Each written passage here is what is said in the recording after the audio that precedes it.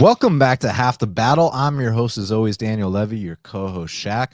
We're going to be talking UFC 270, Francis Ngannou versus Ciryl Gane for the undisputed heavyweight championship. I mein, the baddest man on the planet. And we hear that term every time that there's a heavyweight championship. I mean, you remember the days of when Cain Velasquez and Junior Dos Santos were the be-all, end-all in the heavyweight division. Now, I mean, these guys, Francis and Ciryl, truly raised the bar. I mean, we often talk about how in heavyweight it just takes that one punch and all these guys got power, but it's a different kind of power with Francis Ngannou, just like it's a different kind of technique and movement from Ciryl Gane. So I think this is literally the best matchup in UFC heavyweight championship history, man. Yeah, 100%, man. And then you got the backstory in it all.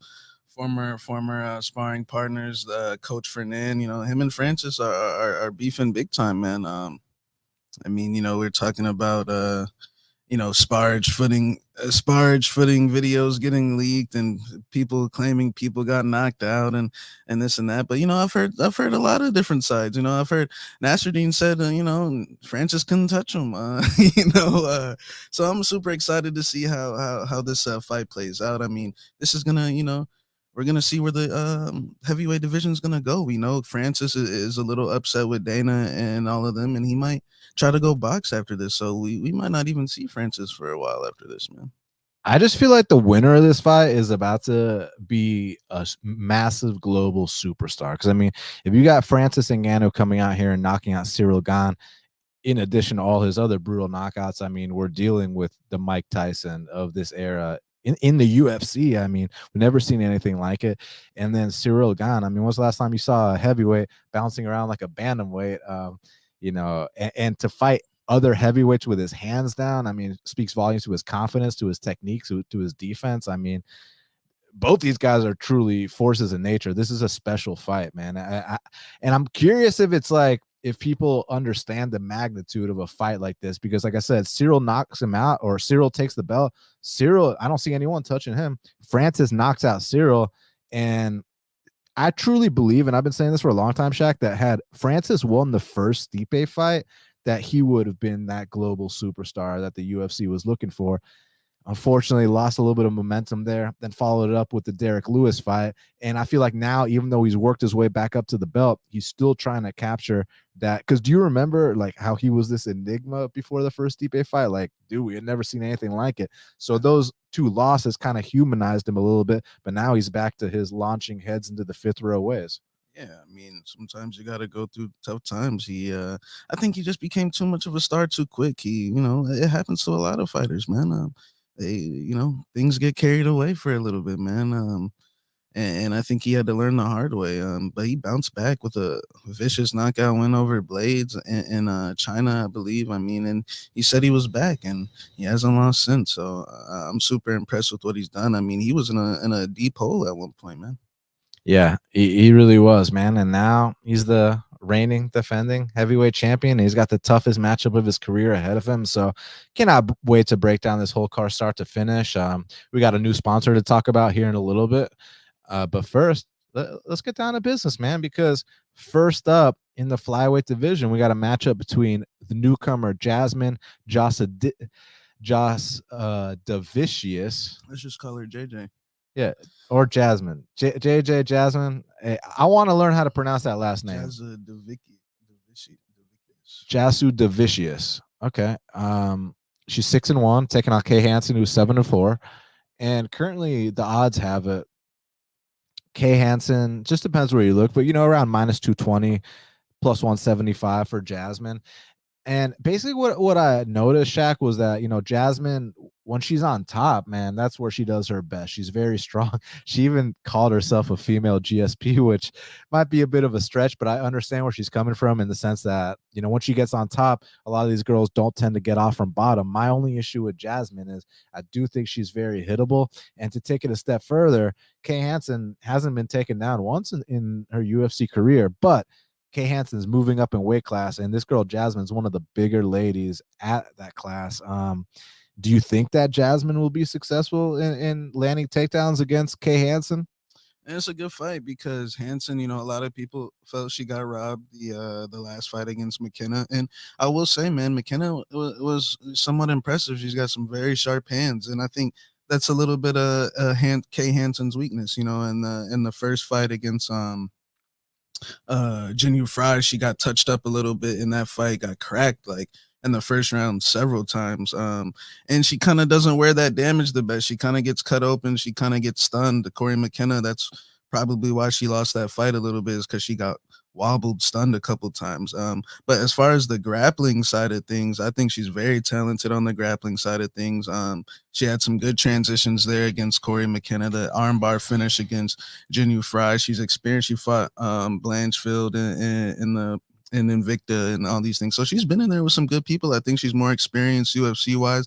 Just JJ, you know, I think she honestly, I watched a Contender Series fight. The chick that she fought has terrible takedown defense. So I definitely think it's going to be a little bit more of a strain to get Kay Hansen down like that. But it's tough with the line being kind of wide. It's tough to say because JJ, I mean, she's got some. When you look at her, I mean, she's tall, long. Kay Hansen's really short. I mean, so she's got the range and you know all those things. But I personally don't feel like she knows how to use it the best. I mean, she got tagged up a bunch in that fight against the Brazilian girl. It was just the takedowns, honestly. But I just think the UFC experience, you know, mixed in with Kay Hansen, maybe she was feeling, you know, a little drained with the weight cut. I think she just the grappling side of things as the fight progresses, she's gonna kind of, you know, separate herself a little bit. I like the third round against Corey McKenna. I thought that was a good round for her.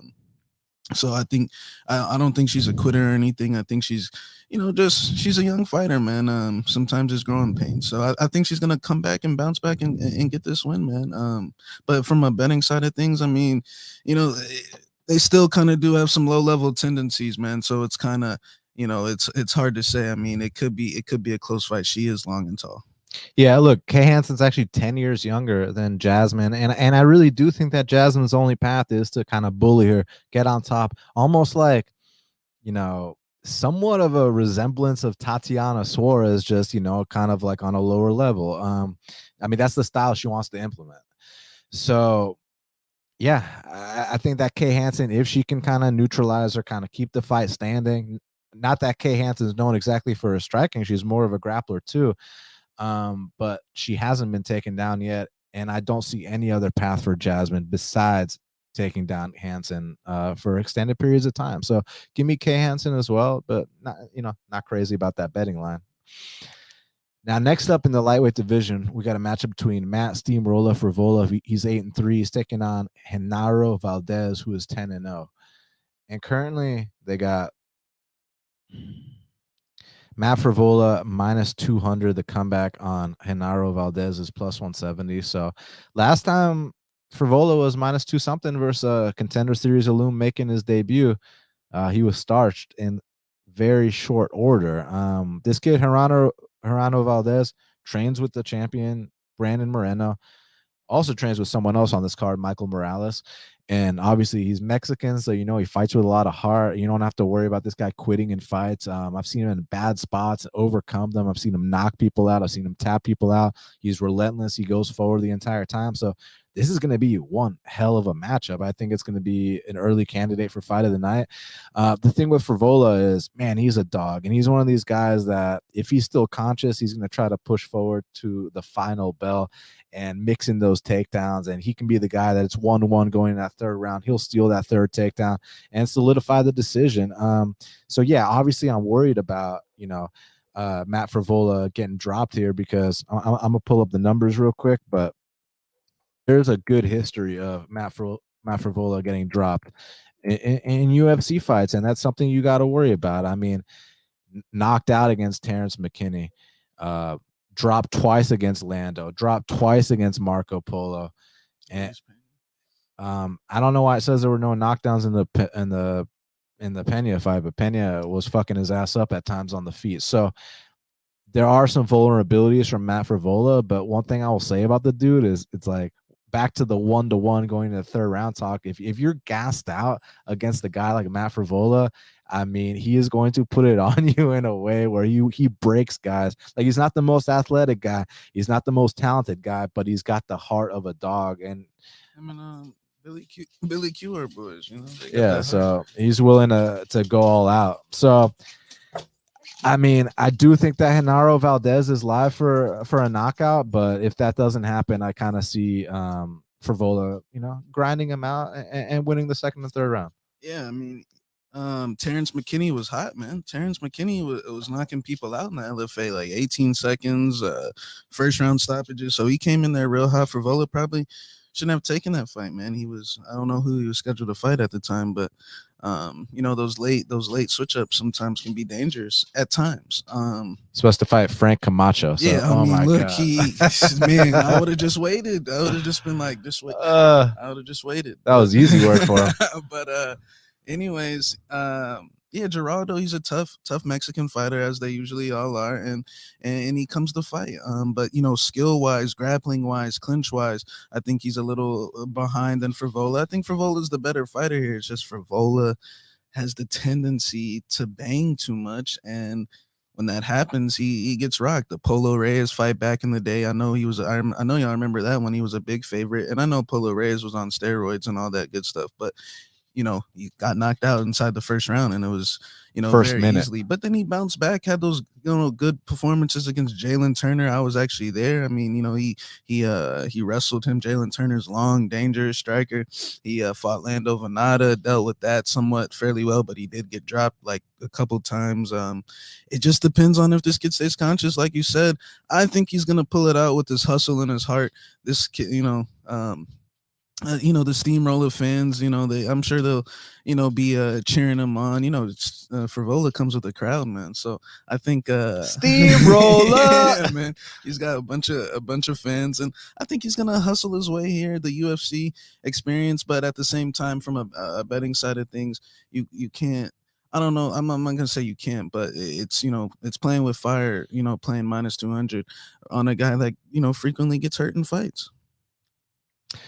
Now, next up in the strawweight division, we got a matchup between Vanessa Demopoulos, she's 6-4, taking out Silvana Gomez Juarez, who is 10-3. So USA versus Argentina, and currently they got Vanessa Demopoulos minus 134.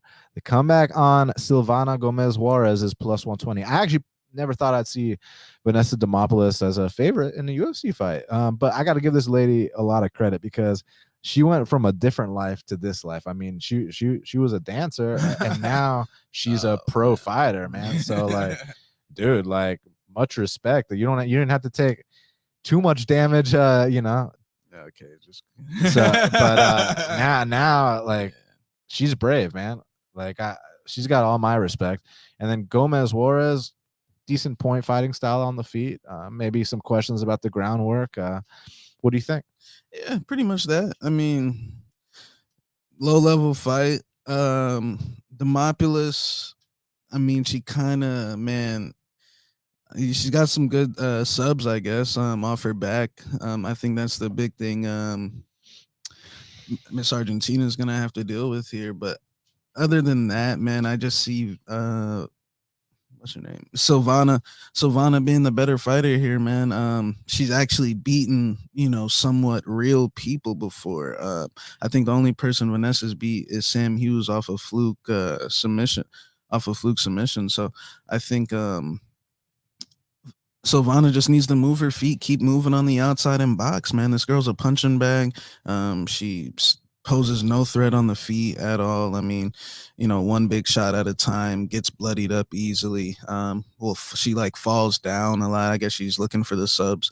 So yeah, man, I think the last fight with Godinez, I mean, she came in super late last minute, and Godinez beat Loma, man. So it seems like Lupi Godinez is somewhat legit. So I'm gonna go with Silvana, the underdog. I just think she's the more well-rounded fighter. Like, she actually beat Vanessa Mello. Like, I know Vanessa Mello ain't the best, but she's a like, I know Vanessa Demopoulos. Who else has she beaten, man? So I think and she's beaten some other girls too. if you pull up her record. So she has a history of beating people named Vanessa. Yeah, exactly. So I'm gonna go with Silvana here, man. There's the boxer up on the outside, and it's not gonna be pretty, but I just think she's been training with Moreno this camp. She's got to be motivated after the last one went. I think we saw Vanessa against Corey McKenna, same kind of thing. So really poses no threat. I'm gonna go with Silvana here by decision. Look, I respect Demopoulos in the sense that she's all heart. I mean, like the technique ain't exactly the prettiest and the athleticism isn't quite there, but she fights with a lot of spirit. And yeah, I respect her a lot, man. It's just that like banking on her to get an inverted triangle, those are, especially at minus money, like that's just not the path I want to go down. So I think Silvana Gomez Juarez kind of, this guy asked me if I ate Pitbull. Hey, we look different, man. Not all bald guys look the same, man. But shout out to my boy Pitbull. That's a pimp right there. Oh, you're talking about the singer? Yeah. Apparently, we all look the same. But back to this, I do think Silva Gomez Juarez can kind of keep that distance game, leg kicks, kind of rack up the points a little bit, and just avoid the bullshit, as we like to say on the mat. No inverted triangles. No, don't dominate the fight and then get tapped out. And imagine assuming that doesn't happen. I got Gomez Juarez to win this decision. So everybody do us a huge favor and smash that like button. And before we talk about the first televised prelim between Tony Gravely and Saimon Oliveira, which, by the way, I'm very excited about, I want to give a big shout out to our newest sponsor, BetUS. So, guys, BetUS, the official sportsbook partner of Half the Battle, they've been in the game for over 25 years, and they offer you the best odds, more props, and live betting throughout the game. It's easy, safe, and secure, and your number one betting site, betus.com. Use code BATTLE125 for an 125% bonus on your first deposit. That sounds like a pretty fucking good deal to me, especially considering this weekend's playoffs. I mean, you got the NFL playoffs. I mean, how do you think Brady's going to do? How do you think Mahomes is going to do? Rodgers. I mean, there's so many. And San Fran's playing good right now, man. Rodgers might be in trouble. I don't know. Man, there's so many options, and they got the best odds, more props, and they even got, I know this could be a selling point for a lot of people, live betting throughout the game. So betus.com is the only place to play. Deposit today using the code BATTLE125 to get an exclusive 125% bonus on your first deposit. So guys, that's BetUS. Make sure y'all use our code BATTLE125 for that 125% bonus on your first deposit. And guys, NFL playoffs, UFC 270, tons of action on the board. So make sure y'all take advantage at BetUS and use our code BATTLE125. Now, Shaq, let's talk about the first televised prelim between Tony Gravely and Saimon Oliveira. Tony Gravely is 21-7, taking on Saimon Oliveira, who is 18-3. And currently they got Tony Gravely at -240. The comeback on Saimon Oliveira is +205. So I like this fight a lot, because look, Tony Gravely, like the dude's a little tank, man, and when he can impose his will on guys, like he's gonna have a lot of success, and not just in the wrestling, but I've seen him drop people too. He's adding some nice opportunistic power punches to his arsenal. So I like what I've seen from Gravely. My only issue with Gravely is that there'll be there'll be like mental lapses in fights. He'll be dominating and then he'll get caught in submissions or he'll kind of hit that wall that Shaq likes to refer to, and that's when he gets caught. I mean, we're not talking about a one-time thing. I mean, he's been submitted 5 times. He's been knocked out 1 time. So it can happen again. And the thing I love about this kid, Saimon Oliveira, is that firstly, he's got a lot of experience. He's 18-3, and he's fought some legit competition. I mean, his last loss in 2018 was to Ari Farias, who is actually one of the best black belts outside the UFC.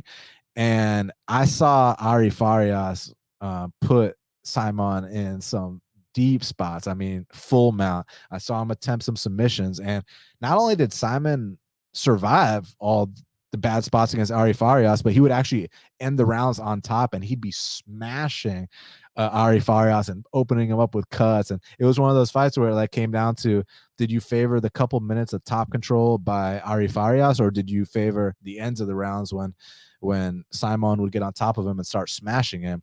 And then on Contender Series, he went in there with Jose Aldo, not Jose Aldo, Jose Aldo, who has wins over guys currently in the UFC, John Castaneda, one other that I can't remember off the top of my head. And Simon Oliveira, he's got knockout power in both hands. He's got an opportunistic submission game. I like his guillotine. I like his rear naked choke. His kicks are on point, and I like the experience. So, listen, at plus 205, I'm actually interested here, man. I think that Tony Gravely is gonna, kind of muscle him around a little bit, but at some point, I think he's gonna leave his neck out there. I think he's gonna leave his chin out there, and I think that Simon Oliveira is gonna capitalize and actually get his first UFC win.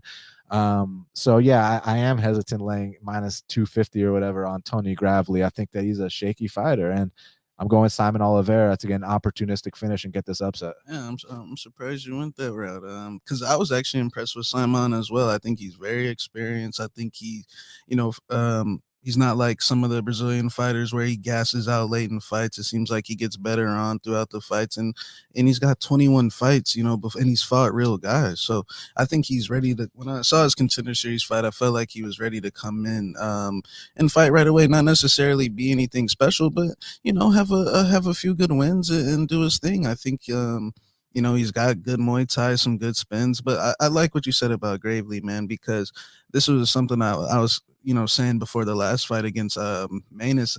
This guy is kind of like a stall wrestler. I mean, he's definitely strong and he's definitely more powerful than Saimon, but he consistently gets rocked in his fights. Even the fight against the other Brazilian, De Freitas, I mean, he was controlling him on the ground. Anytime they clinched up, he muscles him down easily. But I mean, he'd make that fight was a split decision because every time De Freitas hit him, I mean, he'd shoot a bad shot and it would look ugly, man. I feel like if you put the pressure on this kid, especially in the late rounds, he will fold. He has a tendency of doing that, man.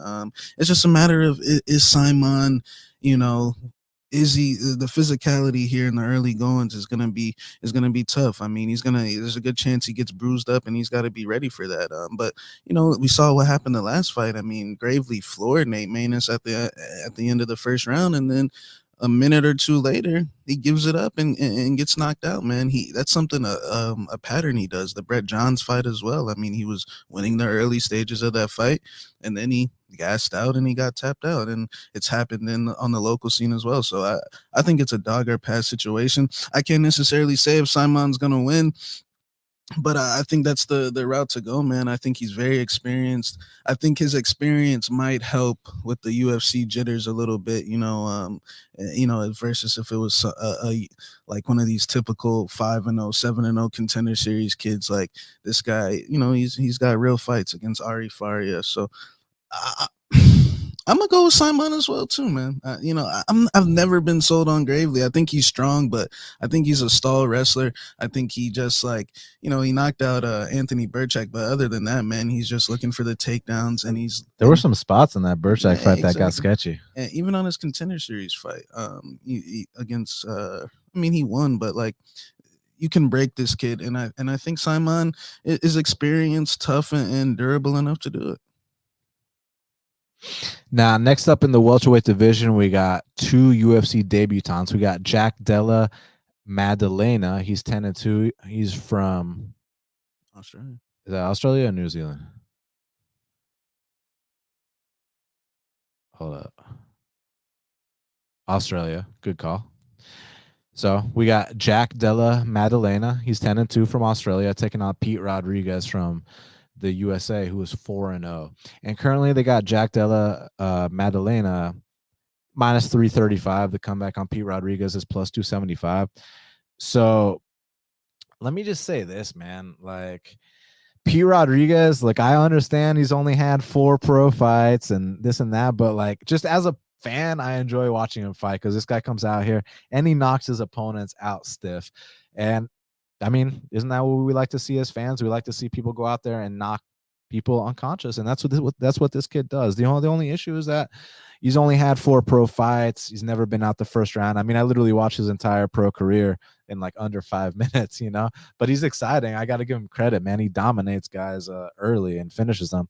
And the thing with this kid, Jack Della, Maddalena, I got a lot of respect for him because he starts off his pro career 0-2, and now he's 10-2. So I mean, I know a lot of guys that start their pro careers 0-2 and then they just call it quits because they feel like they don't have it. And this guy picked himself back up, 10-fight win streak. Kind of reminds me of like a welterweight Jimmy Crute that gets hit a little bit less than Jimmy Crute. Actually, surprisingly has a wrestling background, even though I've seen him taken down a few times. And then he also has a bit of a kickboxing background, so he can mix it up. And I've seen him overcome adversity early in fights, come back to win. Obviously, seen him pass the first round multiple times. Seen him take people down, submit people, knock people out, win decisions. So I've kind of just seen more of an overall game from him. And he's got 3 times the fights as P. Rodriguez in the pros. So while I think that P. Rodriguez is super exciting and I love knockout artists, I just think that Jack Della has too much vet experience for him here, despite these both being debutantes. And I think that Jack is gonna, overcome this early storm and come out here and win this fight. Yeah, Jack Della Maddalena, man. I to be honest, he was one of my when I actually seen his contender series fight, I think he should be getting more hype, man. I think that that was a very impressive performance against a solid opponent. The guy that he fought was strong, physical, had Gilbert Burns with him, trained at a good camp. And unlike some of these other contender series kids that I see, they're fighting cans and they're getting too much hype and all this stuff. But this kid, in my opinion, was a terrible matchup for Orly Alves. Just based on what you were saying, he faces adversity and he comes back and puts it on his opponents, and his pace is serious. He switches stance. He's an underrated striker, in my opinion. He could grapple as well.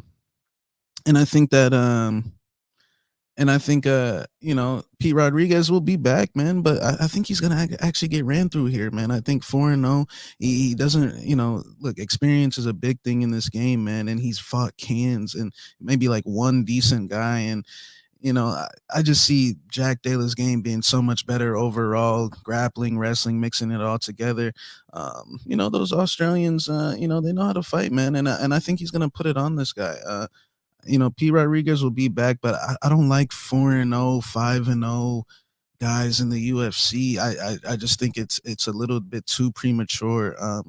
I mean, like when you think about it, what's that kid's name that fought Barberina? He's fighting Darian Weeks. Yeah, like that kid shouldn't be in the UFC. Like, and he's actually probably pretty good, but it's just like there's too much things you haven't fought anybody, and I think unfortunately here Pete Rodriguez is gonna have a rude welcoming to the UFC. This kid Jack is serious in my opinion, man. I think he was a bad matchup for Orly Alves.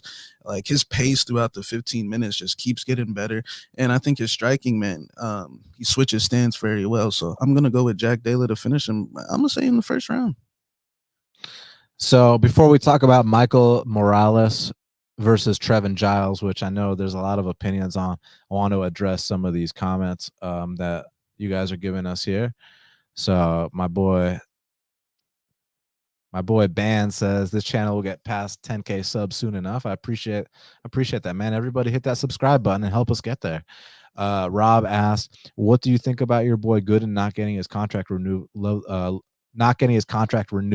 the show. Thank you, man. Yeah, I mean, listen, he took full accountability. If you go on his IG right now and people asked him why he got cut, he said, listen, man, I went 1-3 in the UFC and I need to fix up the holes in my game. But word on the street is that Sean Shelby told him, dude, just get 1 or 2 more wins and you're back in here, man, because it's like every single fight he had, I mean, when your 4th UFC fight is a co-main event with Randy Brown on ESPN, and Randy Brown's already had 10+ UFC fights to get his feet wet. I mean, it's just, I think that down the line maybe Jared could beat Randy, but at that point in time, he just simply wasn't ready. And then you saw what happened when he was in there with a guy with 1 or 2 fights with Stolze. He handled them accordingly. So I truly believe if Gooden was out there getting fights like the Kosei brothers and things among those lines, that Gabriel Green, I think that he'd still be in the UFC right now. But the good news for him is he's only 28. He's about to fight this weekend on George Masvidal's card. He's headlining it on Fight Pass. I think he gets a win here, 1 more, and he's right back in there. And the only thing I hope is that they just give him not necessarily favorable matchups, but matchups against, like I said, the Gabe Greens, the Kosei brothers, and let him get that win streak up, and then you put him in a co-main event with Randy Brown on ESPN. So that's my take. What's yours? Yeah, I mean, he just wasn't ready to fight the guys that he got matched up with, and that's kind of some part of the management's fault. I mean, he just, he's coming in from the local scene and he's going right to fights with Alan Juban, guys with wins over Perry and Bilal and, and things like that. Then to a Daggy who's coming off a L. I mean, that Daggy was hungry. It's not like he came in and got Jason Witt and, got, some of these easier guys. But like you said, when he fought the guy that was, somewhat on his level, Stoza, he knocked him out in the first round. And Randy Brown, in my opinion, is going to be in the top 15 at some point. So, hey, he probably shouldn't have missed weight, but I think he'll learn his lesson, man. He's training real hard. He'll be back. Yeah, I agree with that as well. Let me just see if you all said anything else that. Thank you guys all for being here. Wow. What I miss? With this one. This one. We don't need to answer that. She's married. Yeah, Roxanne is a beautiful woman, man. Yeah. My boy Izzy Garcia in the house. Hey man, that's an old school vet right there. I appreciate you, bro. And there was one I wanted to.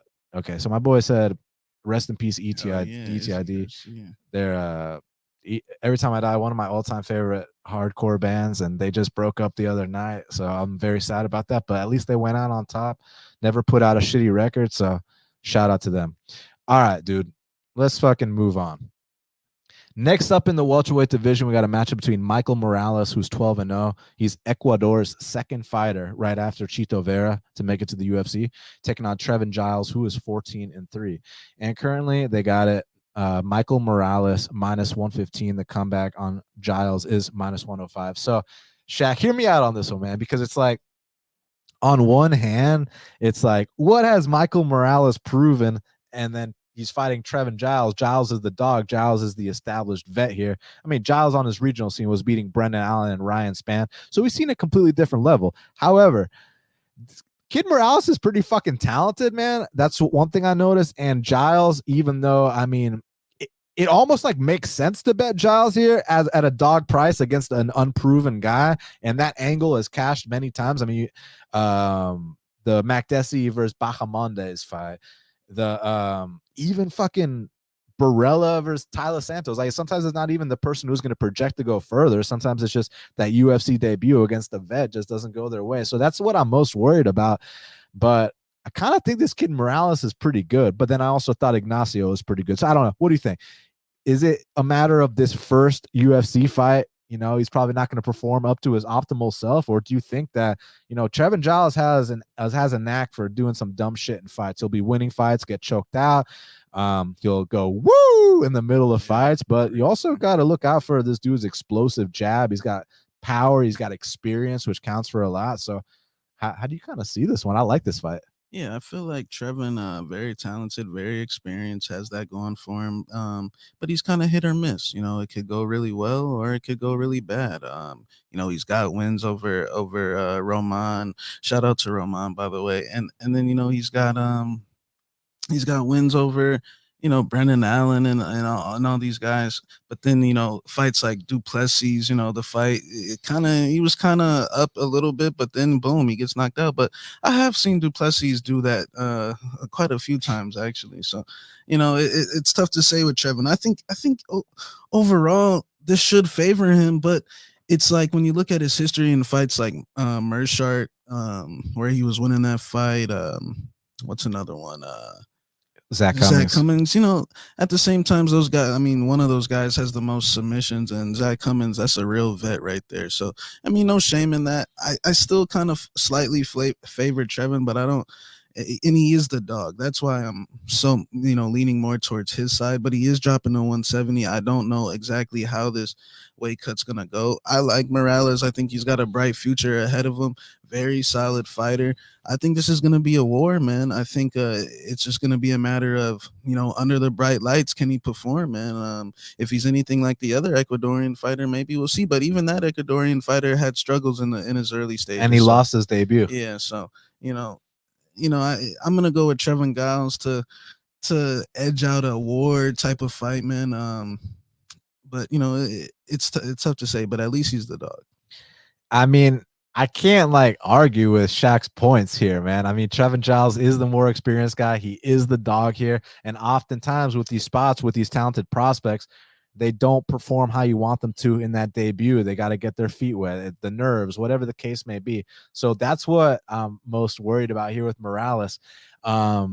And again, if people consider Giles at dog money in this specific spot an auto bet, like I completely understand. Like this could be like a system play. Like fuck the dude's potential. Like it's just the fact that he's unproven taking on a guy who's a serious grizzled vet, and the grizzled vet's dog money. So that's like the reason I'm not going to bet this fight.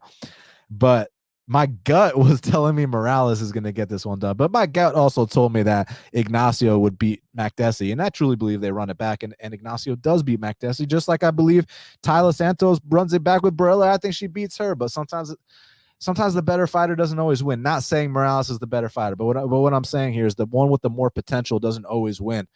So that's what I'm worried about. But I'm going to go with Michael Morales here and no bet. Just a straight pick. All right. Next up in the bantamweight division, we got a matchup between Raoni Barcelos, he's 16-2, welcoming Victor Henry, who's 21-5, to the UFC. And currently, they got Raoni Barcelos minus 485. The comeback on Victor Henry's plus 415. I mean, listen, I don't think Victor Henry's a slouch at all, man. I mean, you got to take into consideration he's had 26 pro fights. He's never been finished once. He's beat some UFC vets. I mean, he finished Anderson Dos Santos. He beat Kyler Phillips. He finished Albert Morales. So like, at least he's not like in there with like 1 and 2 guys. And this, like, he's fighting some legit competition. So he's got my respect, man. I mean, he's got some unorthodox kicks. His ground game is on point. I mean, he's hit reverse triangle chokes in fights before. He's knocked people out. So I like this kid Victor Henry a lot. I just think that he's running into a buzzsaw in Raoni Barcelos, who, I mean, we've talked about how boxers have brought this dude in to help them out. But then on the other side, this motherfucker is a black belt under a red belt. His dad's a red belt. So it's like, and I just think that I know this is controversial. I personally think he's undefeated in the UFC. I mean, I saw him fight Timur, and look, Timur, I understand why Timur won that fight. Timur did outpoint him, but only one man was almost severely unconscious in that fight and was getting pounded on, and that was Timur. So I personally think Raoni's undefeated in the UFC, but man, like, dude, could we have not waited for that Rafael Assunção fight? Like, because that would have just really catapulted his career. I mean, if Ricky Simon's out here knocking him out, you're telling me that Raoni couldn't do it? So, but instead, he fucked up not taking that fight. He was supposed to fight Merab, then he was supposed to fight Assunção, which is perfect. Then all of a sudden, we're supposed to fight Marcel Rojo. Then we take that, stupid fight against Timur Valiev. Then it's Trevin Jones. Now it's Victor Henry. It's like, who is Raoni's manager, man? Like Ed Soares. Ed Soares is like a really smart guy. Like Ed Soares managed the great Anderson Silva amongst others. Like I'm very curious about Ed Soares' reasoning.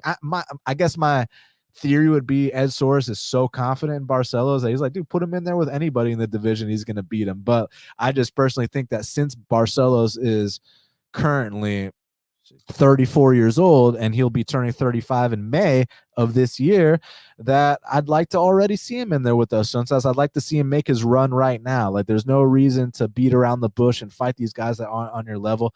Let's go ahead and take out some top contenders. So I do have Barcelos to come out here and win this fight, but the more riskier fights he takes like this, where he's got nothing to gain, the more chances are, for shit to go wrong. Yeah, this guy, Victor Henry, he's pretty crafty. I mean, experience. It's just I really don't see where he can win this fight unless he just lands a fluke. He's not going to submit Raoni. It's just not happening. Raoni's going to beat this guy up, man. There's no, I mean, I'm sure this kid will be back his next fight, but there's no point to, elaborate too much on it. Raoni's just better everywhere, more physical, stronger. This kid's more of he's got some tricks up his sleeve. I'll give him that. But I think Raoni's got this guy covered. I mean, when you've been in there with guys like Timur Valiev and even his first early fights in the UFC, just the way he performed, man. Maybe not necessarily the key name, but you remember what he did to guys like Chris Gutierrez, and I mean, he made those guys look like scrubs. So I think Raoni Barcelos is going to come out here and run through this guy, man. First round submission, maybe a knockout, But this guy's tough. He might take a beating for a couple. What do you think about this? I don't know if I want to look like him. Yeah, but I'm going with Raoni Barcelos to finish him. Apparently, I look like Pitbull and you look like Razak. So this is a fun show, man. All right. Next up in the featherweight division, the featured prelim, we got Ilia Topuria. He's 11-0, taking on Charles Jourdain, who is 12-4. And currently, they got Ilia Topuria minus 650 to come back on Jourdain's plus 425. Look, I like this kid Ilia Topuria a lot, man. I mean, look, cashed as a dog against Yusuf Zalal, cashed against Damon Jackson, both pretty easily. I didn't bet the Ryan Hall fight. I just stayed away from that one, but came through for me his first 2 UFC fights. And I think he's got that thing to where he could be a top 10 guy one day, man. I mean, he's got the one-punch knockout power. He's got nasty grappling chops. He's got the confidence. He's got the swag. I like the kid a lot. Yeah, it's just my only thing is that most of his wins are first-round finishes, and that's not to say that he can't come out here and do better as fights progress. I mean, I saw him win that decision in the debut. But we got to mention that, he horribly gassed in that debut. I'm very curious what would have happened if he gassed against Movsar Evloev. And one thing about Charles Jourdain is that he's one of those guys that actually starts fights off kind of slow, and he picks it up as the rounds progress. For the most part, not always. For the most part, though, like that Andre Ewell fight. I mean, I personally felt like It looks amazing. I feel like he finished Andre Ewell in that 3rd round. I don't care what anyone with that Sparta kick. But then you can reference the Julian Erosa fight, but I think that there was a fundamental rookie mistake there. And everybody knows, or at least you and I know, that when you fight Julian Erosa, everyone's going to drop Julian Erosa, right? But you got to follow up and get him out of there, because if you let Julian Erosa recover, that's when he comes back and does his best work. And that's exactly what happened. So I thought it was a rookie mistake, but the kid, Jourdain's just young. So my only path to victory for Jourdain here is he's got to weather some shit. He's got to go through some early adversity. And if Topuria is gassing that 3rd round, that's when Jourdain can start to put the combinations together. That's his path. But aside from that, I see Topuria having a lot of success on the ground. I see Topuria landing some big shots standing. I mean, I saw Kulabau drop Jourdain. So, not saying that means Topuria will too, but the opening is there. Kulabau's got a big fight coming up. Who's he fighting again? Damon Jackson. Oh, I like that. I think you know who I got, but we'll talk about that later. But I mean, look, I got to go with Topuria here. I'm just not really in a rush to lay minus 650 on him. If you want to, and I do think he's a future top 10 guy. I think he's got all the goods. I like him. It's just, when we're talking about numbers, you see that plus 450 on that plus 470 on Jourdain. Hey man, can we survive these first 2 rounds and maybe knock him out in the 3rd? That'd be the path. But my pick is Topuria here. Yeah, man, I'm very looking forward to this fight because, I personally like Topuria. I think he's going to win this fight. I think he's more physical, more powerful. Jourdain kind of fights on the back foot a lot, but I want to see how much of the gap it really is between these two, because I'm not 100% sold on this guy being a top 10 guy or a top 5 guy. I mean, honestly, when we look at what he's done, he's fought Yusuf Zalal, who probably going to be out of here soon. He fought Damon Jackson, big whoop, and Ryan Hall. Okay, that's a legit win right there. But I haven't seen enough yet to be putting these type of deems on him yet, man. Like he's fought nobody. Like, Movsar was the underdog. I think the hype on this guy is for real. So I want to see what he does against Jourdain, because Jourdain's a tough guy, a good striker. I mean, I'm glad somebody mentioned that right there, because I have seen Topuria get hurt before in fights and on his local scene. He was actually a decent comeback fighter, but I think Jourdain, man, this guy is very. I want to say I see success for this kid later on, man. I feel like maybe right now he's going to take some L's and take some lumps, but I think he's a very underrated striker.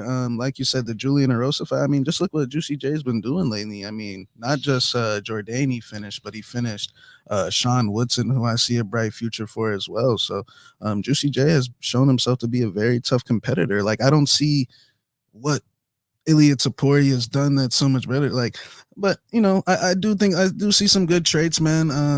Jourdain does have the tendency to get bullied.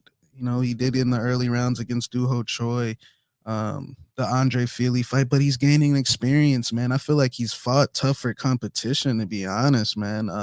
Just overall, I mean, even Kulabao's no slouch. He's only lost one fight. Like, this guy's strength of schedule is serious, but I think the line's way off. I think it should be like minus 300, minus 300, high minus twos. Like, Jourdain can kickbox, man. We'll see. Like, I'll pick Topuria, but I think it's going to be a tough fight, man.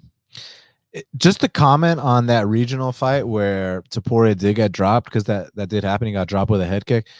He came back and he finished that guy. So, like, at least he showed that heart that I wanted to see. He can overcome adversity. So I was happy to see that. But yeah, I mean, obviously Jourdain is a big step up from definitely from the first two. So let's see. And after this fight, let's rebook that Masvidal fight and let's get it going. Yeah, that's the fight I want to see as well. All right, so it's main card time. So everybody do us a favor before we talk about this main card. Smash that like button, hit that subscribe button, and we truly appreciate it. And we got to give a big shout out to our sponsor, Prize Picks, the official daily fantasy sports partner of Half the Battle. So, guys, I've told you many times, Prize Picks is the simplest and easiest way to use daily fantasy sports, the easiest way to make money. Like I said, you don't got to submit hundreds of lineups. You don't got to compete against thousands of stats nerds, just you versus their projection. And when you disagree with their projection, go ahead and take advantage. Actually, last week I got my ass kicked on Prize Picks. Like, I took the under in significant strikes for Joseph Holmes, and somehow he went over his thing. And then with TJ Brown, his over under on takedowns was over under 3.5, and I was thinking something else. Yeah, I was thinking, all right, Charles, just don't get back up, and Charles got back up. So yeah, missed those. So last week wasn't my week on Prize Picks, but this week I'm looking to get back on track. I mean, we got the NFL playoffs. We got UFC 270. So, guys, go to Prize Picks right now. It's the easiest and simplest way to make money on daily fantasy sports. Use the code BATTLE for an 100% instant deposit match up to $100. And again, you can pick 2 to 5 players from any sport and win up to 10 times on any entry. And yeah, so guys, 4.8 star rating in the app store with great reviews. Download Prize Picks or go to prizepicks.com. Sign up today. Use that code BATTLE for an 100% deposit match up to $100. And let's win some money this weekend. All right, main card time. First up in the middleweight division, we got a matchup between Rodolfo Vieira, and let me just say his nickname because it's important here. The Black Belt Hunter taking on fellow Black Belt Wellington Turman, who is 17-5. And currently they got Rodolfo Vieira minus 205. The comeback on Wellington Turman is plus 180. So this is interesting, man, because it's like you got the Black Belt Hunter who's got the reputation of submitting black belts, but this kid, Turman, has never been submitted before. And I'd say he's getting better, man. And in addition to that, I think he's got the better cardio here than Rodolfo. But one back day from Rodolfo could be all it takes. And I got to say, that last fight, the striking might not be the prettiest, but it was a big improvement from previous fights. So I think Rodolfo is trending in the right direction. I think he learned from his mistakes, but I actually think that this is a harder test than the line indicates. What do you think? Yeah, man. Wellington Turman, he's young. He's fought good guys. I mean, he's already been in there with Bruno Blindado. He's been in there, got knocked out versus Sanchez, but I think the kid was kind of oblivious to a lot of things. I mean, you're coming into the UFC 21 years old and you think you're invincible. He took that L versus Roberson. That's what, like 3 L's in a row, right? Might have had to win it. Oh yeah, he beat Marcus Perez. But I think the kid's talented. I just think, he needed to take a step back from some of these fights he was taking, man. I think Rodolfo Vieira is very somewhat green in his overall MMA game, but that last fight against Dustin Stolfus, he was popping the jab and busting him up, and I actually think he's actually pretty quicker on the feet than people realize, man. It's just the taking shots parts, but I think the the fight against Fluffy Hernandez was just another thing. I mean, he just thought he was going to get on top of him and submit him right away. And when that didn't happen, things got ugly, man. And I'm interested to see what happens if him and Wellington, work in the clinch and box and move around the cage for 15 minutes, man. Because Wellington's got to be feeling confident right now. He's putting in work with the champ Glover Teixeira. He actually moved from Brazil to Connecticut. He's training with the kickboxer guy, Alex Pereira, him, and Glover Teixeira. So he's trying to make improvements in his career as well. Wellington. Yeah. So like I think I'm super excited for this fight. I agree with you, man. I think this fight could be a little closer just due to the fact that Wellington might, if he can avoid the submission, he could possibly get Rodolfo to use a lot of energy trying to get this fight to the mat. Rodolfo, you got to get his gas tank working, and we know what happens once that comes, man. If he can't get that early first round submission, and I like Dustin Stolfus, he did get the late one on him, but Dustin Stolfus, he's a black belt, but there's a different level black belt. Black belt, and then there's black belts. But then there's a black belt. Now, I'm not saying Dustin Stolfus is some fake black belt, not at all. Like, I feel bad for that kid too, because he had a murderer's row his first 3 fights. But I think there is some value on Wellington, man. I think that he's feeling real confident right now. Not saying that Rodolfo is, but I think that if he can, stuff these takedowns and make Rodolfo work in the clinch and then start trading some real big punches and moving forward. I mean, this kid is reckless. And if he can just, when he's not fighting Bruno Blindado, and I know he got knocked out by Andrew Sanchez, which is not a good look, but I truly think he didn't respect him at all. Like, lost to Carl Roberson too. Yeah. I mean, Carl Roberson at one point looked real good, but let me say this: you took Carl Roberson's back and didn't finish him. Yeah. You know what happens when Rodolfo takes Carl Roberson's back? I mean, he took Fluffy Hernandez's back. What happened? I mean, also true. And that was like a purple belt. So I mean, like, anything can happen in that cage. But I like where Wellington's at, and I'm gonna take him for the upset, man. Yeah, listen, I feel the pick. I mean, listen, Wellington's got 100% takedown defense. Not to be Mr. Obvious, but that means no one's fucking taking him down inside the octagon yet. That's huge here. And then on the feet, he lands more than Vieira. I'd say he's the more fundamentally sound striker than Vieira. It's just Vieira has a way of just exploding through these takedowns and tapping out guys that don't often get tapped out. So I could see that. But at the current line, it is a dog or pass situation. I lean towards Rodolfo Vieira to get it done. But I mean, it's not going to surprise me to see, because like I said, Wellington Turman, 100% takedown defense, better striking. And I feel like he's starting to gain a little bit of confidence. That last fight was big for him. Got to go 3 hard rounds and got to show different parts of his game. So I like what I'm seeing from Wellington. But then Rodolfo's last fight was a big step in the right direction, especially considering, I mean, the epic, I don't know if you want to call it a stunt, a fluke, whatever, the fight against Fluffy, but to rebound, he rebounded. So I'm happy for him. I lean Rodolfo slightly, but at the betting window, I think that we can agree that this is a dog or pass situation. Now, next up in the bantamweight division, this should be really good, Shaq. We got Cody Stamann. He's 19-4, taking on Said Nurmagomedov, who is 14-2. And currently, they got Said Nurmagomedov, just depends where you look, -200. The comeback on Cody Stamann is +160. So, I mean, look, Said, we know he's, when you talk about a lot of the Russians, oftentimes they got the reputations for being, sambo fighters, grapplers, wrestlers, this and that. This dude is a fucking explosive striker, man. I mean, we've seen him get multiple knockouts in the UFC. We've seen him go 3 hard rounds. And even in the one fight he lost was a very respectable loss to Raoni, where Said actually won a round in that fight.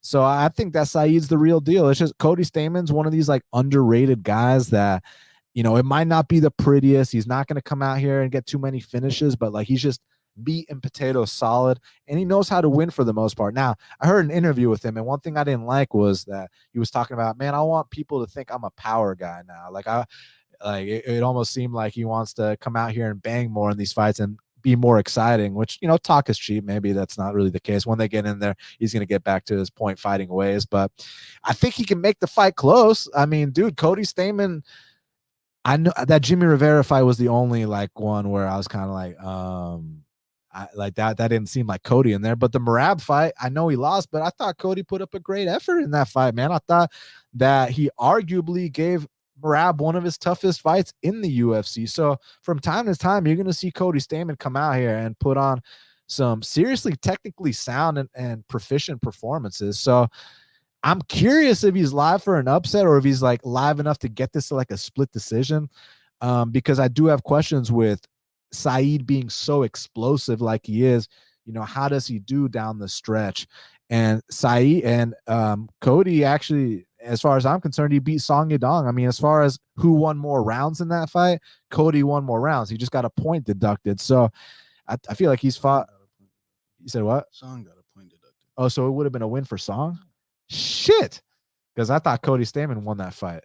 Like, I straight up thought he won that fight. But either way, tough fight to call, man. I kind of do lean towards Saeed. I think he's got like something like a.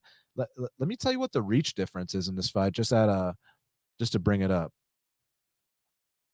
Saeed's got a 6-inch reach advantage over Cody, 2-inch height advantage, and then we're gonna have to find out who the better striker is, and if anyone's able to get takedowns here, I think it's going to be tough. I just think this is going to be a closely contested fight. That's why you could make the argument it's a dog or pass situation. But I kind of think that Saeed's slightly better, so I'm going to lean him. But I'm not trying to lay that big chalk price here. I think that Cody can be competitive with anyone. Yeah, man. I like Cody Stamann when he came in. He made it to the top 10 actually. And I think I said he was gonna make the top 10. But I feel like, man, unfortunately, that he's kind of at this stage in his career, like kind of figured out at this level, man. I think this is going to be a big battle of, you got Saeed who likes to spin a lot, and Cody Stamann is a hell of a wrestler. I mean, Cody Stamann's wrestling is legit, and you can't just keep spinning because this guy might just hug his waist and try to hold him and try to weasel out his a decision on the feet. I see Saeed landing some of those spins. I see him being more flashy on the feet, getting the crowd into it. There is going to be a crowd, and you keep throwing those spins, the crowd's going to, oohing and on if in a close fight where this is going to matter. Now, at the same time, as far as the line, no, I don't think it's this wide. I think it's going to be very competitive. Cody Stamann doesn't really get dominated too often. I mean, he's only been dominated by Sterling, and that's about it. Jimmy.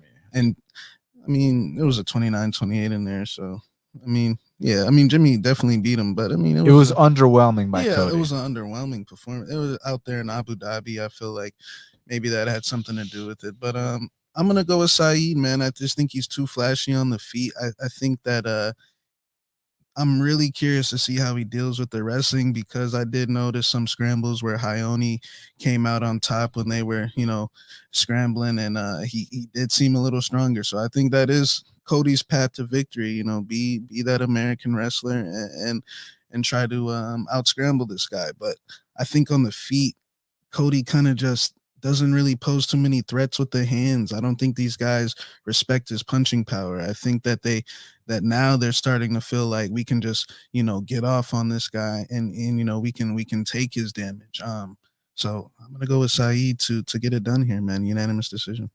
And shout out to my boy Narco Cop. Take his advice, ground and pound that like button. We truly appreciate it. Hit that subscribe button too, man. Let's get these numbers up. And now let's talk about the featured bout in the welterweight division between Michel Demolidor Pereira taking on Andre Fialho.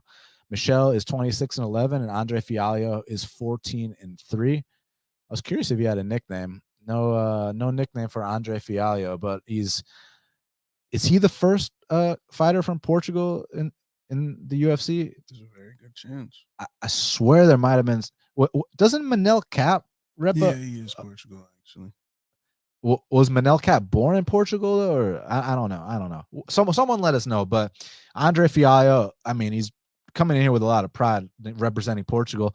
And this is a dude that's paid his dues, man. Like, I am very impressed with him because I mean, he was doing his thing in Bellator, and then he fell on some hard times. Like, he went out there, put up a win streak in Bellator, and then the Chidi Andrew Kwani loss, he got knocked out in 21 seconds. And that's one of those losses where it's like, you wonder if the guy's going to ever come back the same. And not only does he come back the same, goes on to win his next 2 fights in Bellator, goes to the PFL. You know, PFL just wasn't his time, man. But since then, you rebounded. I mean, you got the nice win over James Vick, and actually yeah, you got the win over James Vick, which if you watch that fight, that was a very, very fun fight. He goes down to UAE, knocks out Sang Hoon Yu in 18 seconds. Hey, 18 seconds. It's not like he had to go through anything. 18 seconds, handled him like he should, handled another guy like he should. Then he got his UFC vet, Stefan Sekulic.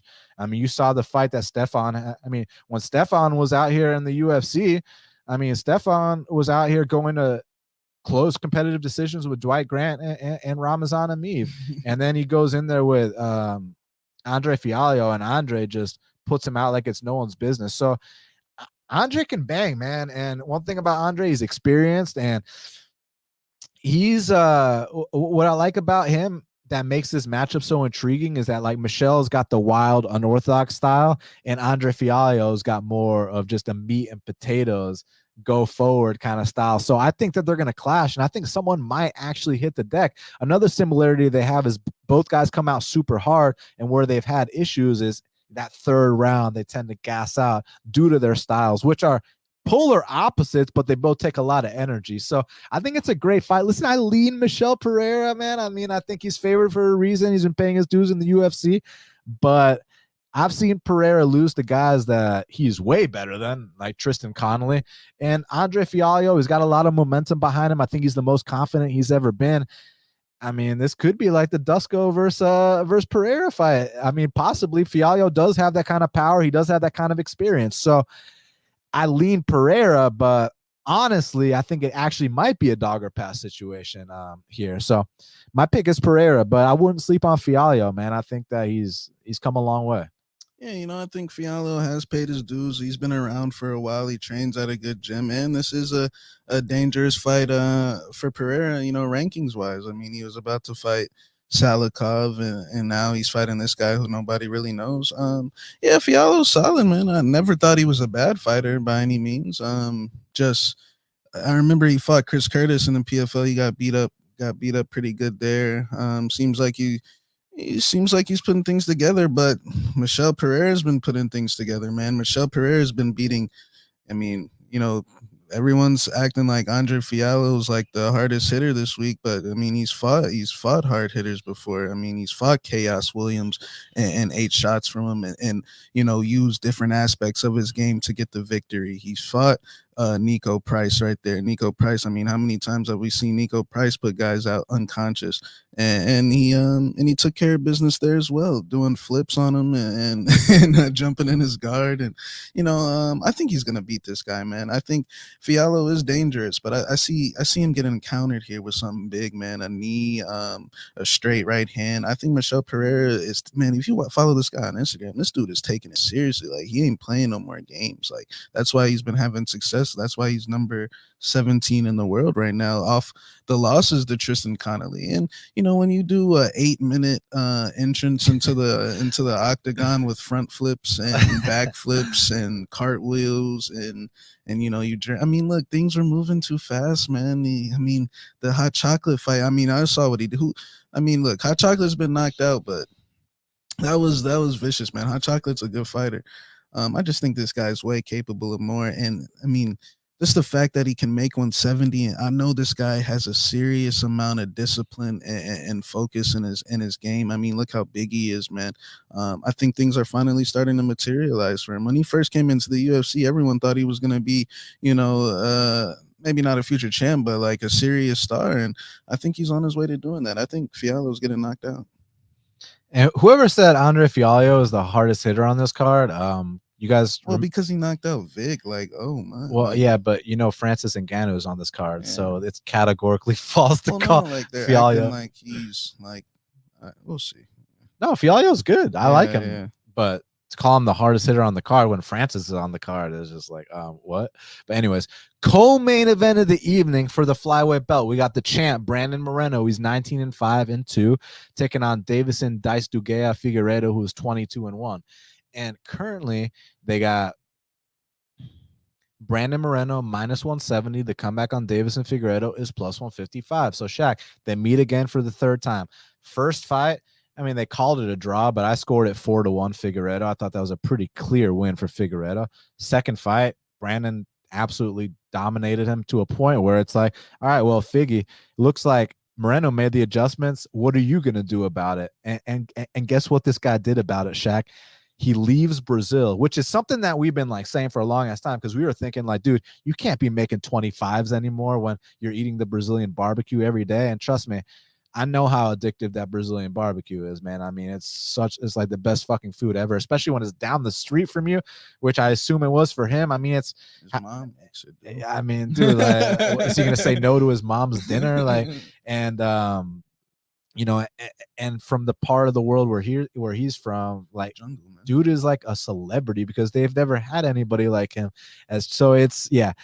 So he was just dealing with the pressures of being the champ, and apparently he was opening a new gym around that time. Not to make excuses, just bringing up things that I've some info I've collected. But for this camp, I mean, if you want to talk about changing things up, if you want to talk about like, okay, what do I got to do to not get the same result again? He leaves Brazil, where now he's not the head honcho. Now people are actually holding him accountable. Goes to Arizona to fight ready a Neuroforce 1, which you guys know we've been high on since day one.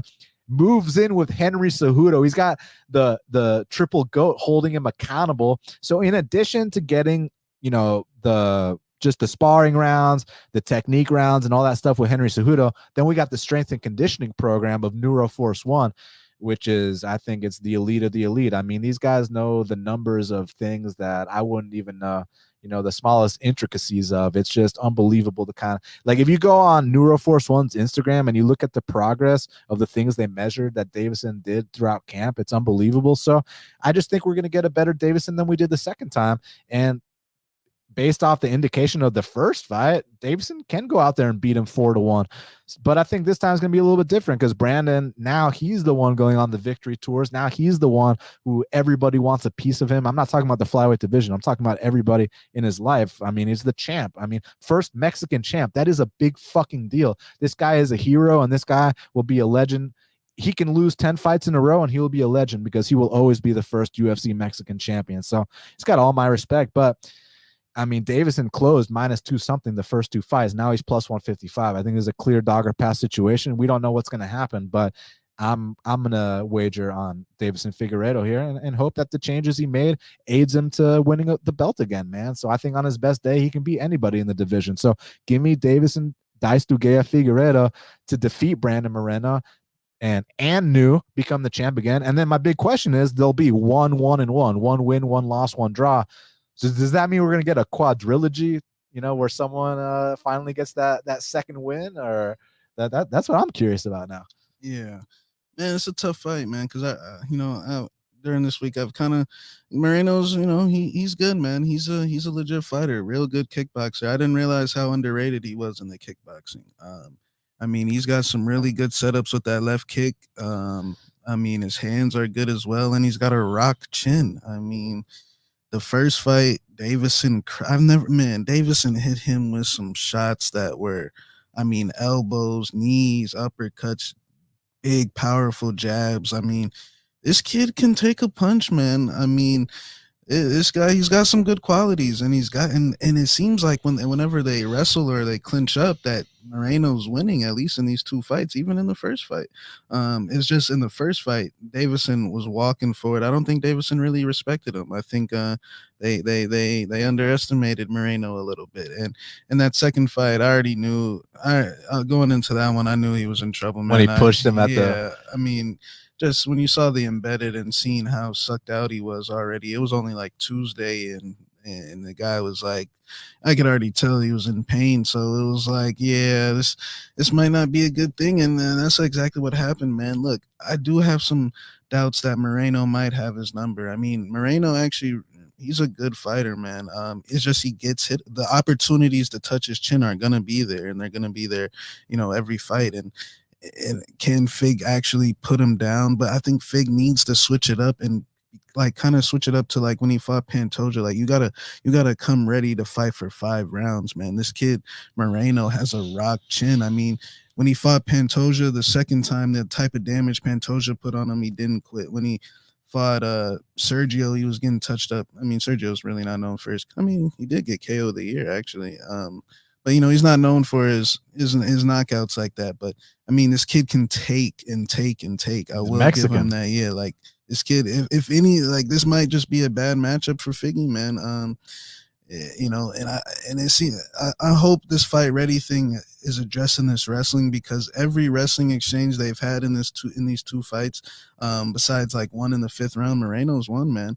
So I agree with Moreno being the favorite, but I never think Deiveson Figueiredo should ever be a plus 150 underdog. Maybe like, plus 110, somewhere in that range. But, I think this is a little inflated. Look, the pressure is on Moreno now. I mean, now he's the champ, Mexican champ in Cali. I mean, this is in LA. Like, this is a big deal. Like, and I feel like everyone has this thing where everyone hates Deiveson. I guess for the Benavidez fights and the missing weight and all that good stuff. But like this guy is, I feel like he's honestly got, I don't want to say nothing to lose. He's definitely got his pride to lose, but I really feel like the pressure is on Moreno here. Like there's pressure on Deiveson to have a good performance, but like I know Moreno is getting pulled in different directions. I mean, like Mexican champ is a big deal, man. But he does seem like a nice kid, man. Nice, well-rounded guy, smart. I mean, he might be able to deal with it, and it might be his time. I will acknowledge that. But from a betting side of things, it's just, man, plus 150. I get it. And the opportunities to touch his chin are going to be there. But so we're going to see if Moreno can take. I'm going to go with Figgy. I never go against Figgy. I mean, that is like my favorite flyweight of all time. So I am a little biased, but a part of me, man, is feeling Moreno might have his number, man. He's a good fighter, good kickboxer on the outside. So we'll see what happens. Shout out to my boy Bud Crush. My boy Shaq repping the hoodie right now. Sure. Staying fresh. Shout out to my boy Marcus. Hey, and I appreciate you, Osio. Hey, let's run those fucking likes up. Smash that like button, my guys. Get this hoodie. Yeah, we truly appreciate it, y'all. So, boy, Bud Crush. It's time for the main event. Let's do this, man. This is the best heavyweight title fight in UFC history. Main event of the evening for the heavyweight belt. We got Francis Ngannou, the undisputed champ. He's 16-3, taking on Cyril Gane, the interim champ, who is 10-0. And currently, they got Cyril Gane minus 152. The comeback on Francis Ngannou is plus 132. It opened a dead pick of minus 110 apiece. Seems like everybody's on Cyril. I mean, you got the best technique and footwork and movement in the heavyweight division versus the best power in the history of the sport. And I don't like saying this whole first round or bust thing. I mean, don't get me wrong. If it goes to decision, I will be worried. But it's like it's easy to call it a low percentage outcome with other people, but with Francis Ngannou, knockouts are not a low percentage outcome. So what do you think, man? Yeah, this is I'll jump right into it. Like Cyril Gane is a great fighter, and I think he's gonna be a UFC champion at some point. But I don't want to say I feel like I've seen this story before, but he's undefeated. He's coming in here now. Let's really look at what he's done. Like what he's done has been great. He's been absolutely blowing these guys out the water. JDS, Rosenstrike, Alexander Volkov, Derek Lewis. I mean, what he's done, he's on a serious run right now. He's the new hot thing. And his striking, all that good stuff is distance on the outside. But like, look at these guys that he's fighting, man. Not saying that none of these guys are on Francis's danger level. Like, not even Alexander Volkov good fighter, but he's a gatekeeper. Let's just be honest here. Like Alexander Volkov's the guy you beat to, I mean, look, he lost to Blades, he lost to Derek Lewis, and I know Francis lost to Derek Lewis as well, but I truly think Francis was going through the star that Francis was, no one could ever be compared to. I mean, at that time, he was flying back and forth from France, like in the middle of fight weeks and things like that. Like the kid, he got, him and Fernand, see why Fernand was getting on him, but like, I think that, Cyril Gane hasn't had anyone put him on his back foot. These guys, they sit back and they, they just get picked apart because Alexander Volkov's a kickboxer. Georgina Rosenstrike is a okay. We've seen Jairzinho play that game plenty of times. Sit back. JDS is completely washed. But Cyril Gane definitely took care of them. But like, I feel like Francis doesn't get enough credit. Like people just think Francis is some big idiot swinging punches. Like, bro, that is not the case at all. Like Francis sets his things up. He feints. I mean, he's got good level changes. His wrestling is getting better. Like, I think if you can get Francis Ngannou at an underdog price, man, I think it's the way to go. I'm not saying Cyril Gane is a fraud or anything, but I don't think anyone's put him on the back foot, man. He's been fighting all these guys, leading the dance, and he's never had someone that doesn't, that can. I just feel like these guys are nowhere near, athletically speaking, on Francis Ngannou. I know what he did to Derek Lewis. What he did to Derek Lewis was great, but Derek Lewis is nowhere near the athlete Francis. I think Francis is in the best mental space of his career. Like he doesn't. He's not really caring about all this talk and all this stuff like that. He's having fun with it, man. I think he's gonna knock Cyril Gane out, man. I think Cyril Gane's gonna make a mistake. I see tendencies of him dropping his hands off the kicks. I see tendencies of him leaving his chin up in the air a little bit, and I just don't think these guys that he's been fighting is good enough to do that, man. I feel like when Francis puts the pressure on him and comes forward, I think he'll knock him out. And it's interesting to see the coaches getting involved. They're getting interviews. Like this is a huge, huge fight. And like I said at the beginning of the show, I truly believe the winner of this fight is about to be a global, massive superstar. Cyril Gane wins this fight. I mean, we've never seen a heavyweight that moves like him before. And if he can get past Francis, I don't see anybody else giving him any issues for the time being.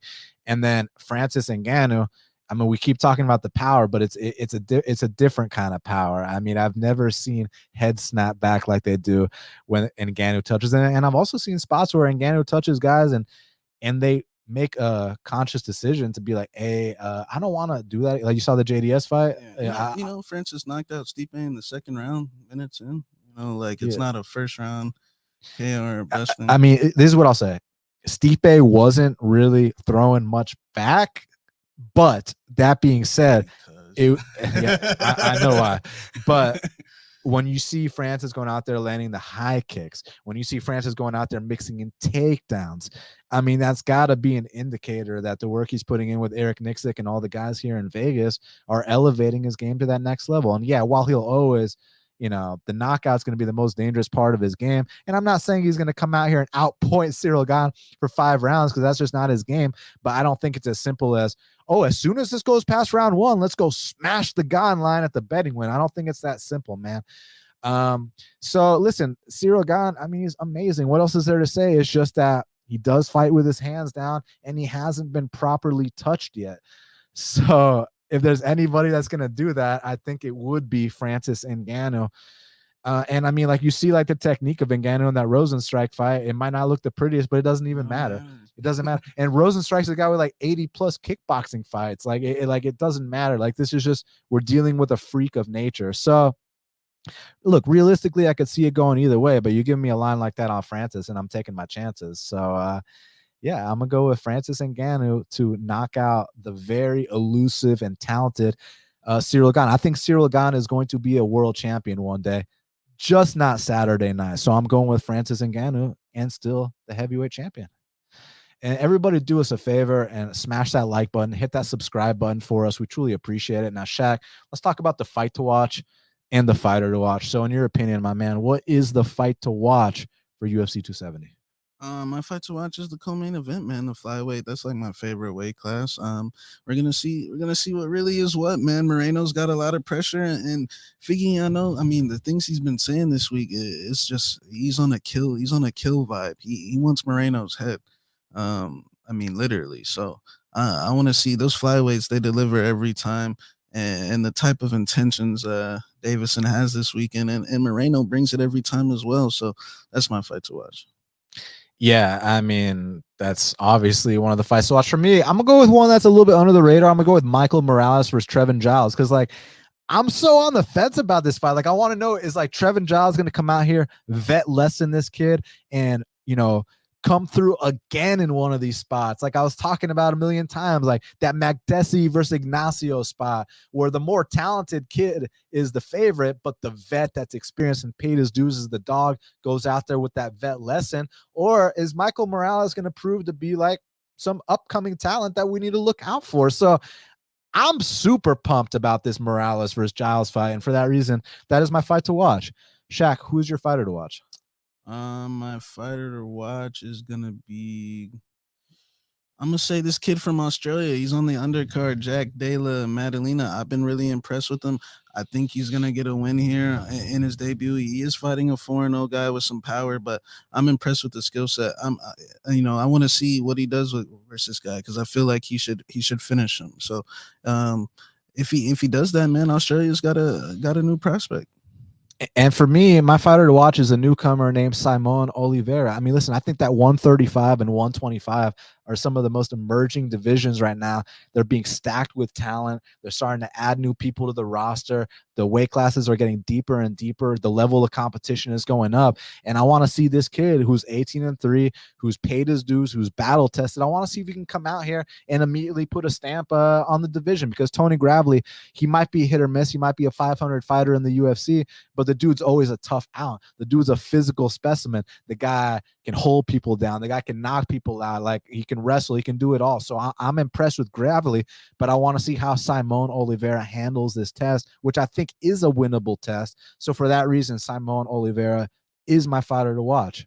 Well, Shaq, we did it. It's going down this Saturday night in Anaheim, California, live at the Honda Center. There will be fans in attendance. Very excited about that. Everybody that was here with us, thank you all so much, man. We truly appreciate all your support. It means the world to us. Thank you guys very, very much. Make sure y'all hit that like button and the subscribe button, and share this, like, comment, do everything, man. We truly appreciate you guys being here with us. You can follow Shaq at MMA Genius 05 on Twitter.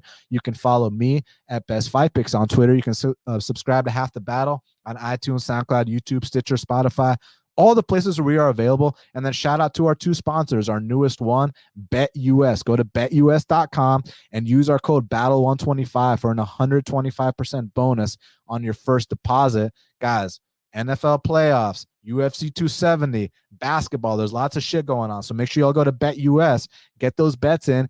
And then for fantasy sports, check out Prize Picks. Use our code BATTLE for an 100% deposit match up to $100.